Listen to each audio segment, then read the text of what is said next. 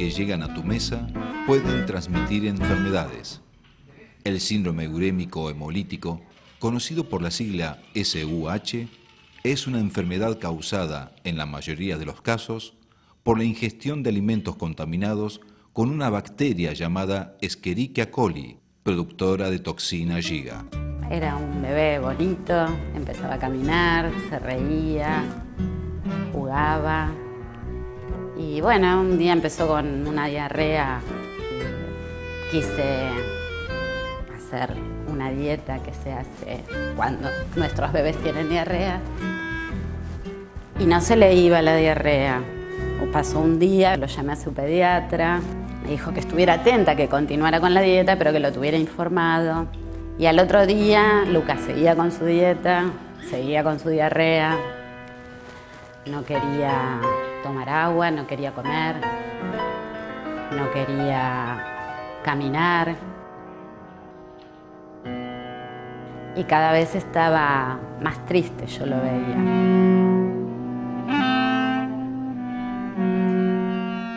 Entonces volví a llamar al pediatra, lo vio, me dijo que había que internarlo para hidratarlo, que había que controlarlo mucho. Así que nos fuimos al hospital. Ahí, bueno, me dijeron lo mismo, que lo hidratara, que le diera de comer cosas que le hicieran pasar la diarrea. Pero bueno, no había cambios en Lucas en su diarrea, pero sí en su carácter, en su humor. Estaba cada vez más triste y más quieto, y a mí me preocupaba eso. Así que pasamos otra noche más y al otro día volvimos al hospital con el pedido del pediatra de Lucas de que, bueno, no nos moviéramos del hospital si no le hacían algún otro estudio. Así que llegamos a la guardia y ya en ese momento Lucas no tenía reacciones. Y fue una vorágine de cosas. De ahí pasamos a la terapia intensiva, nos dijeron que había que hacerle diálisis. No entendíamos nada, creo que fueron las peores 24 horas porque en realidad de pasar a una diarrea común pasamos a una enfermedad que no conocíamos. Decidieron internarlo para hidratarlo y en ese momento, a las horas, nos dieron el diagnóstico de síndrome urémico hemolítico, que para mí eran 3 palabras de las que nunca había escuchado nombrar, ¿no? Síndrome es para el médico un conjunto de síntomas y signos, incluyendo estudios de laboratorio y de imágenes. Urémico, acá en este caso, significa que el riñón está comprometido, y hemolítico significa que los pacientes que se presentan con este síndrome tienen una anemia que aparece agudamente por destrucción de los glóbulos rojos. Y creo que fue el peor mes en la vida de Lucas, sobre todo, y en la nuestra, ver cómo día a día se iba deteriorando su cuerpo. Las manifestaciones más comunes son palidez, manchas rojas color sangre debajo de la piel del tamaño de la cabeza de un alfiler, hematomas, reducción de la producción y eliminación de orina, acumulación de líquidos y sal en los tejidos, hipertensión arterial y cambios neurológicos como cansancio, agotamiento, extenuación o convulsiones. Empieza con una diarrea líquida y es muy frecuente que en el curso de los días empiecen a aparecer mucus y estrías de sangre en las materias fecal. Es en ese momento, en la etapa de que la diarrea empieza a tener la aparición de sangre, donde los padres suelen llamarle la atención que el niño está muy decaído, lo ven pálido y a veces notan que moja menos los pañales. En esta forma de la enfermedad, una etapa aguda que puede llegar a presentarse con una anemia muy grave que requiere transfusión de glóbulos rojos y una falla de la función del riñón. La función renal puede tener compromiso mínimo y uno puede cuidar entonces al paciente por medio de control del aporte de sales, nutrientes y líquidos, o puede tener un compromiso mayor por el cual el niño orina mucho menos o llega a dejar de orinar, y en este caso a veces es necesario reemplazar la función del riñón con la diálisis peritoneal. De la magnitud y de la gravedad que tiene esta etapa aguda, después depende la evolución posterior del paciente. Cuando le dieron el alta, ahí nos dijeron que durante 2 años no podían darnos ningún pronóstico de cómo había quedado Lucas, de cómo habían quedado sus riñones. Hay formas muy leves que no dejan nunca de orinar y generalmente no tienen ninguna secuela. La anemia aguda es siempre transitoria, llega un momento en que deja de producirse y el riñón funciona perfectamente bien en unos meses. Estuvo desde que le dieron el alta hasta hoy con dieta de alimentos, con medicación, para que sus riñones sigan manteniéndose lo mejor posible. Recuerdo que nos hicieron como 100 preguntas de dónde había estado Lucas, qué había comido, qué había tomado, si teníamos mascotas, si teníamos pileta de natación, cientos de preguntas. Y todo era no. Las respuestas para ver cómo se había contagiado. Los animales, especialmente los rumiantes y fundamentalmente el ganado bovino, son reservorios naturales de la bacteria Escherichia coli productora de toxina Shiga. La bacteria se encuentra normalmente presente en el intestino de los animales y puede en algunos casos causar enfermedad, pero en muchos casos el animal permanece sano sin mostrar evidencias de ninguna enfermedad. Durante el faenamiento la carne se contamina por la materia fecal que está adherida al cuero o por la materia fecal del contenido intestinal de los animales. Las buenas prácticas de faenamiento reducen el riesgo de contaminación de la carne por esta bacteria. La Argentina es un país con un alto consumo de carne vacuna, más de 60 kilogramos por habitante al año. Esto da lugar a que la carne se encuentre con gran frecuencia en nuestra cocina. Los alimentos a base de carne picada son los que presentan más riesgo de transmisión. Al picar la carne, la bacteria deja de estar únicamente en la superficie y pasa a ocupar la totalidad de la mezcla. La bacteria puede sobrevivir en el interior de hamburguesas, albóndigas y otros alimentos a base de carne picada cuando su proceso de cocción es incompleto, ya sea por cumplir rápido con la demanda de los comensales o por el hábito de comer la carne semicruda. Otra forma de transmisión incluye el contacto directo con animales de granja.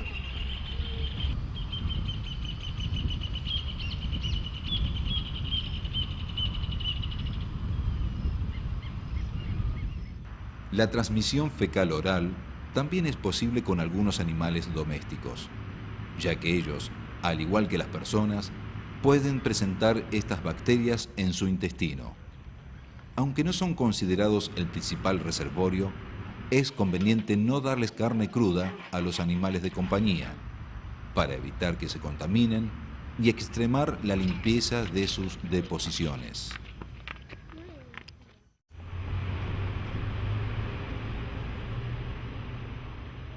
En América Latina el síndrome urémico hemolítico se concentra fundamentalmente en los países del cono sur. En Argentina se producen entre 400 a 500 casos cada año y esta representa una incidencia mayor a 10 casos por cada 100.000 niños menores de 5 años. La incidencia que registra Argentina es 3 veces superior a la que registra Uruguay y 5 veces superior a la que registra Chile. Y si comparamos con lo que ocurre en los países industrializados, esta incidencia es 10 veces mayor. La letalidad en la fase aguda es del 3 al 5% y casos de síndrome urémico hemolítico se producen todo el año, pero fundamentalmente en los meses cálidos. Y si bien en Argentina tenemos casos de síndrome urémico hemolítico en todo el país, la enfermedad se concentra fundamentalmente en las provincias del centro y sur de nuestro país. La principal vía de transmisión de Escherichia coli, productor de toxina Giga, serotipo O157, H7 y otros serotipos, son los alimentos contaminados, como por ejemplo, productos cárnicos crudos insuficientemente cocidos, en especial aquellos a base de carne picada, lácteos no pasteurizados, verduras y frutas mal lavadas, jugos de fruta no pasteurizados. La ingestión de agua contaminada por materia fecal también puede dar origen a la infección. Las infecciones se pueden producir por un mal control de la cloración del agua en los natatorios y piletas. Los ríos contaminados por desechos cloacales no deben utilizarse con fines recreacionales. Se debe evitar la contaminación cruzada durante la preparación de alimentos. También la transmisión persona a persona por la ruta fecal oral debido a la falta de higiene de manos luego de ir al baño. Es importante destacar que entre 10 y 100 bacterias por gramo de alimento son suficientes para causar la enfermedad. Para establecer la asociación entre enfermedad e infección por STEC, se utilizan 3 criterios diagnósticos. 1. Determinar la presencia de la bacteria en la materia fecal del paciente. 2. Detección de la toxina Giga libre en materia fecal. Y 3. Detección de anticuerpos contra la toxina Giga en sangre. El diagnóstico inicial de qué es esta forma de la enfermedad por toxina, es que el pronóstico es mejor que las otras formas de enfermedades y que no repite. En medicina no hay 100% para nada, pero si repite es excepcionalmente, y además que en los casos graves donde el niño requiere un trasplante renal, tampoco repite esta enfermedad en el trasplante.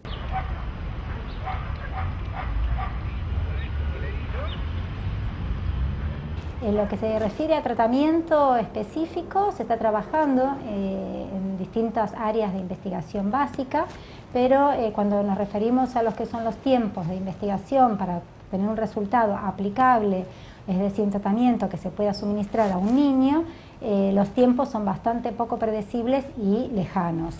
Las líneas que actualmente se están buscando es conseguir una resina que tiene la función de ser como una especie de receptor sintético de la toxina, que lo que hace es absorber y captar la toxina que se produce en el intestino a partir de la bacteria antes de que llegue al torrente sanguíneo. Y por otro lado, planes de inmunización, que lo que hace es desarrollar la capacidad protectora, los anticuerpos del propio individuo, para cuando se ingresa esta toxina, esos anticuerpos neutralizan, bloquean la toxina y de la misma manera impiden el daño sistémico que produce la toxina en el individuo, que es la causante del síndrome urémico hemolítico. Yo pienso, bueno, ¿por qué no?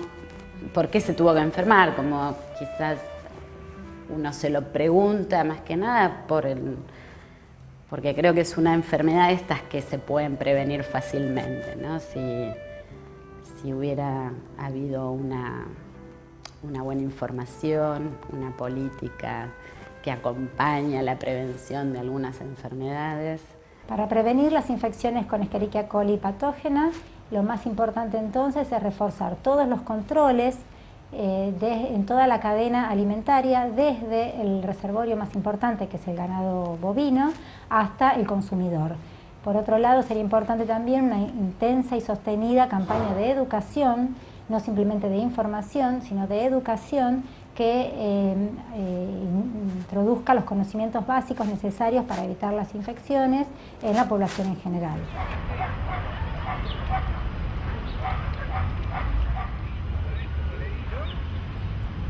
Podemos resumir las fuentes de contagio en carne mal cocida, jugo de carne cruda, leche y jugos envasados no pasteurizados, ríos y natatorios contaminados, agua contaminada, contacto directo con animales de campo, manos, superficies y utensilios mal higienizados. ¿De qué manera podemos prevenir el síndrome urémico hemolítico? Lávese bien las manos con agua y jabón antes de comer o de procesar los alimentos y después de ir al baño o tocar carne cruda. Cuide que sus hijos también lo hagan. Cuide y exija que las hamburguesas estén bien cocidas, dado que las mismas son la principal fuente de contaminación de los niños. Cocine muy bien las carnes, especialmente la carne picada, hasta que pierda el color rosado. No use el mismo cuchillo o superficie que usó para cortar carne cruda con otros alimentos, sin antes lavarlos bien con agua y detergente. Evite siempre el contacto de la carne cruda con otros alimentos. Las frutas y verduras deben lavarse cuidadosamente. El agua de uso y consumo debe ser potable. Ante la duda, agregarle 2 gotas de lavandina por cada litro de agua o bien hervirla durante 5 minutos. Consuma leche y otros lácteos pasteurizados y bien conservados en frío. Conserve los alimentos frescos y cocidos en la heladera. No bañe a los niños en aguas contaminadas. Cuide que las piletas de natación, privadas y públicas, tengan agua adecuadamente clorada. Hubiéramos evitado todo esto que ahora tenemos que seguir viviendo cotidianamente y que Lucas va a tener que ir asumiendo como propio cuando él crezca. Creo que ahora lo toma como el cuidado de la mamá que está preocupada, ¿no? Pero va a tener que él tomar conciencia de que sus riñones van a depender de sus cuidados. Unite a esta lucha. LUSU, lucha contra el síndrome urémico hemolítico. Le dieron el alta al mes y ahí comenzó otra parte en la vida de él, ¿no? Donde después que pasa todo este periodo crítico de enfermedad, hay que empezar a vivir de una manera diferente. Consulte siempre a su pediatra. LUSU, lucha contra el síndrome urémico hemolítico.